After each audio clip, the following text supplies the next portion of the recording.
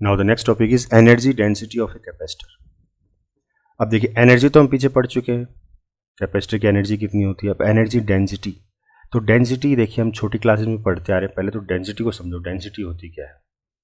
तो डेंसिटी क्या होती है, मास पर यूनिट वॉल्यूम, ठीक है ना। तो रटना नहीं है किसी भी चीज़ को, स्टैंडर्ड जो चीज़ें हैं उनको पहले याद रखो आप। मास पर unit volume is known as density. अब यहाँ किसकी डेंसिटी की बात हो रही है, एनर्जी डेंसिटी की बात हो रही है। तो इसका मतलब क्या हो गया, एनर्जी पर यूनिट वॉल्यूम। एक यूनिट वॉल्यूम में कितनी एनर्जी होगी वो आपकी क्या कहलाएगी, एनर्जी डेंसिटी। तो मान लीजिए हमारे पास एक पैरेलल प्लेट कैपेसिटर है, ठीक है ना, और ये जो इसके बीच में स्पेस है, तो ये पूरा एक कैपेसिटर बन गया ना, एक सिस्टम बन गया। दोनों प्लेट्स के बीच में डिस्टेंस डी है, एरिया ऑफ प्लेट ए है, ठीक है ना। तो ये, तो इसके ये यूनिट वॉल्यूम में कितनी एनर्जी स्टोर हो सकती है वो हमें क्या कहलाती है, एनर्जी डेंसिटी। इसको डिनोट किससे करते हैं, म्यू से। तो it is the energy stored पर unit volume of space of the capacitor. एक यूनिट वॉल्यूम में कितनी एनर्जी स्टोर होगी वो आपकी एनर्जी डेंसिटी। तो मैथमेटिकली क्या हो जाएगा, energy density energy upon volume. तो एनर्जी का formula half of C V square, ये हमने पीछे ड्राइव किया था अभी। और वॉल्यूम क्या होगा इस कैपेसिटर का, तो देखिए इस तरीके से होता है ना, आप ऐसे समझिए इसको कि कोई सिलेंड्रिकल है, इसकी हाइट कितनी है h, और एरिया ऑफ क्रॉस सेक्शन कितना है a। तो इसका वॉल्यूम कितना हो जाएगा a h। भाई सिलेंडर का फॉर्मूला हम क्या पढ़ते हैं, पाई आर स्क्वायर h पढ़ते हैं, ठीक है ना। तो पाई आर स्क्वायर यहाँ पे क्या है, ये है a है, और h, तो इसको मैं a h लिख सकता हूँ ना वॉल्यूम को। तो उसी तरीके से यहाँ पे क्या है a और ये d, ठीक है ना, ए डी। डी यहाँ पे क्या हो जाएगी, इसको लेटा दिया यहाँ पे, तो ये हाइट का काम करेगा ये। अब क्या करना है, इसकी वैल्यूज पुट कर लीजिए। सी की वैल्यू क्या होती है, epsilon not A upon D V square upon A D, ठीक है। तो इसमें कुछ कट जाएंगे, जैसे ए से ए कट जाएगा, तो half of epsilon not V upon D का होल स्क्वायर। तो एनर्जी डेंसिटी कितनी आ गई, half of epsilon not E square. E is equal to किसके बराबर होता है, वी अपॉन आर। तो यहाँ पे क्या है, वी अपॉन डी है, तो इसकी जगह लिख सकता हूँ मैं ई, तो ई का whole square. This energy is stored between the plates of the capacitor in the form of electric field. तो इलेक्ट्रिक फील्ड की फॉर्म में ये जो है एनर्जी स्टोर हो जाती है, ठीक है ना, एनर्जी डेंसिटी।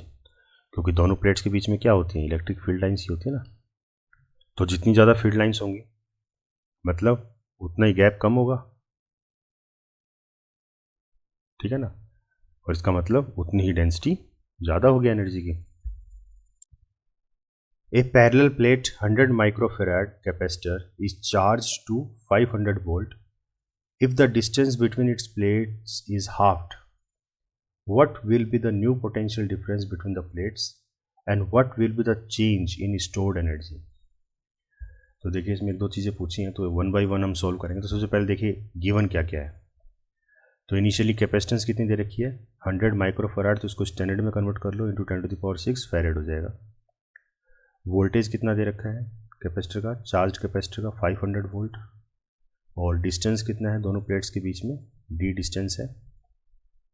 और एनर्जी, एनर्जी कितनी स्टोर्ड हो जाएगी उसके अंदर, half of C V square, क्योंकि ये वाला फॉर्मूला यूज़ करेंगे ना, सी दे रखा है वी दे रखा है, तो सी वी स्क्वायर यूज़ करेंगे।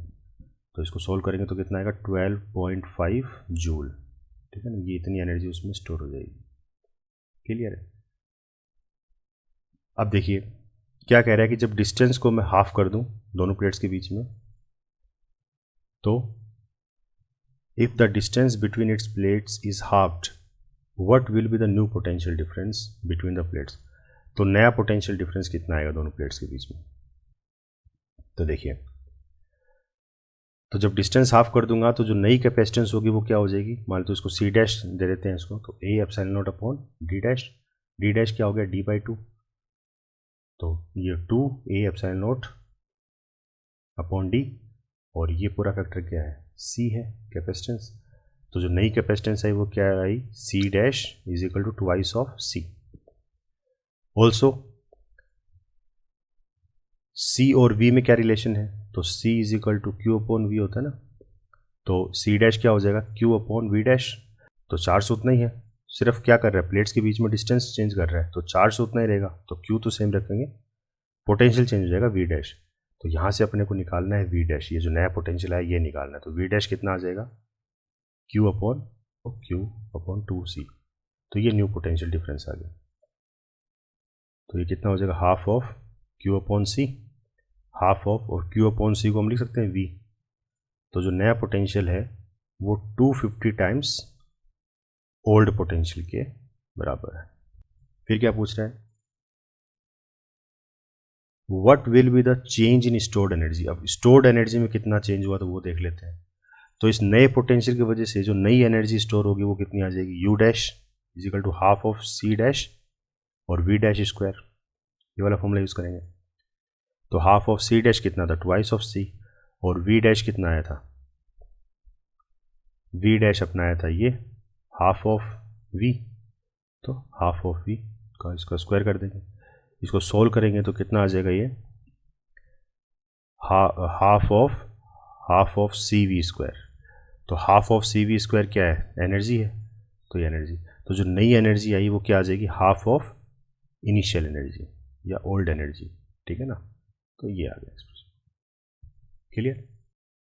Dear students, here I am providing you with the link of some important books which is going to be very helpful for you. You can purchase them directly from Amazon at a very reasonable rate.